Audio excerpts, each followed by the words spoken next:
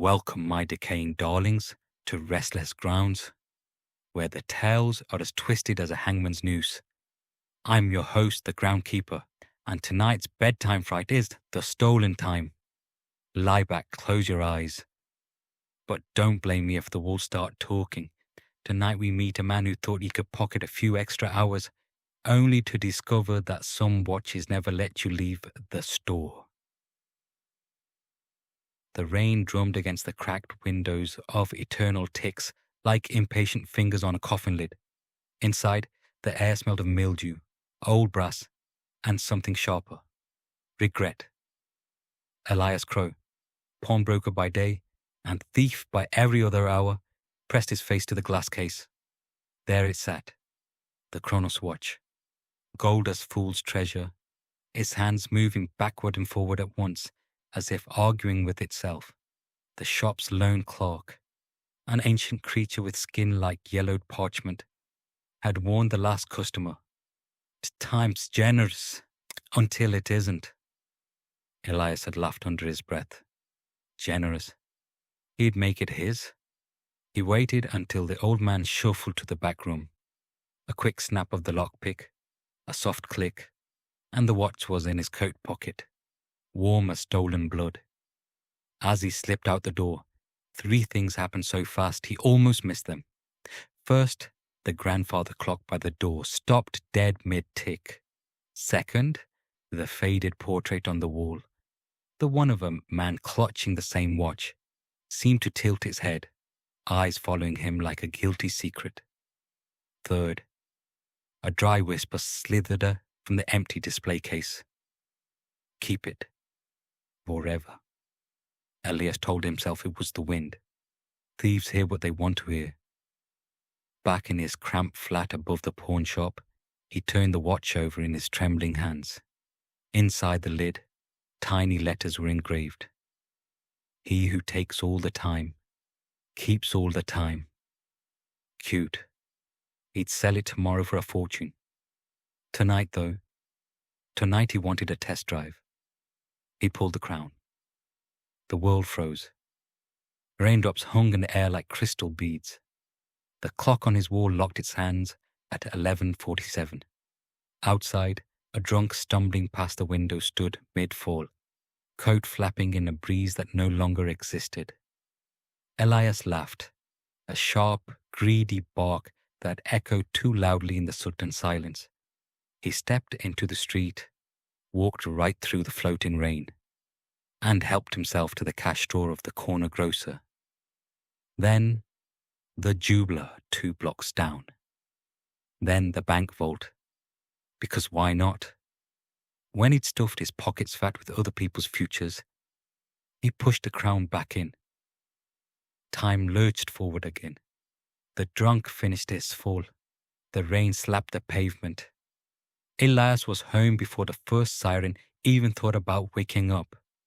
The next morning, he told himself the little shiver in his spine was just excitement.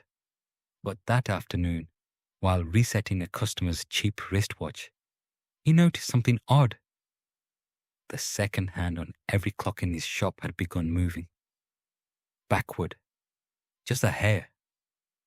Just enough to make him blink. He shook it off. Greed makes a man imagine things. He used the Chronos watch twice more that week. Once to skip a long, rainy funeral he didn't want to attend.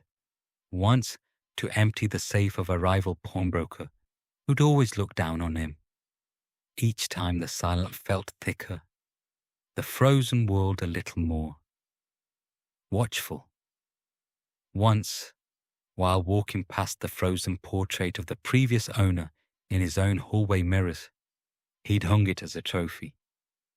He could have sworn the painted eyes blinked, but Elias Crow was a practical man. Practical men don't believe in fairy tales. They believe in cash. By the end of the month, his flat overflowed with stolen bundles. He'd quit fixing clocks altogether. Why bother when you could simply stop the world and take what you liked? He planned one final glorious score.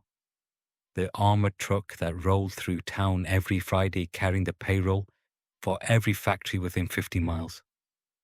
One pull of the crown, 15 minutes of frozen perfection, and he'd be set for life. Friday night arrived, cold and starless. Elias stood in the alley behind the bank, heart hammering like a trapped bird. He pulled the crown. Silence swallowed the world whole. The armored truck froze mid-turn, driver's cigarette smoke hanging in a perfect grey ribbon. Guards became statues with guns half drawn. Elias strolled between them, whistling a tune that had no echo. He loaded duffel bag after duffel bag until his arms ached with happy weight. When the last bundle was safe in his van, he allowed himself a little victory dance right there in the street. Elias Crow, he told the motionless world, you clever, beautiful bastard. You finally got it all. All the time, all the money, all the... And he pushed the crown back in. Nothing happened. The cigarette smoke stayed frozen. The guards stayed statues. The raindrops stayed mid-fall, glittering like tiny glass knives. Elias laughed again, nervous this time. Cute, real cute. Come on now. He twisted the crown harder. Nothing. He shook the watch. He slammed it against the truck's bumper. The crystal cracked, but the hands never moved. That was when the first clue crawled out of his memory and bit him. The grandfather clock in the shop stopping the moment he stole the watch. The portrait eyes that had followed him home. The whisper from the empty case. Keep it. Forever. And the engraving he'd laughed at. He who takes all the time, keeps all the time. Elias Crow finally understood. The Chronos watch hadn't been a tool. It had been a sentence. One pull for the thief who wanted everything, and time itself simply quit. No restart. No escape. Just eternity in a world that would never move again. He screamed. The sound rolled down the frozen street and died against motionless walls. No one would ever hear it. The guards would never finish drawing their guns. The drunk across town would never finish falling, and Elias would never finish running. He dropped the duffel bags. Money spilled across the pavement and lay there like dead leaves. He ran anyway. Past the bank, past his flat, past the curio shop where the old clerk still stood behind the counter, smiling the same yellow smile he'd worn the night Elias stole the watch. Elias ran until his lungs burned and his legs gave out. Then he sat on the curb beside a frozen pigeon and stared at the silent sky. Somewhere, very far away and very close, he heard the faint backward ticking of a watch that would never wind down. And that, my decaying darlings, is how Elias Crow got exactly what he asked for. All the time in the world, and no one left to share even a second of it with. The groundkeeper here, dusting off my favourite shovel. Poor Elias thought greed was a shortcut. Turns out it was a one-way ticket to the longest, loneliest shift any man ever pulled. He stole time, and time stole the world right out from under him. Classic. Moral of the story, kiddies. Never take what the universe isn't willing to give back, especially if it comes with its own wristband. Until next time, keep your graves tidy, your clocks wound, and your fingers out of other people's pockets. This is the groundkeeper signing off from Restless Grounds. Sweet screams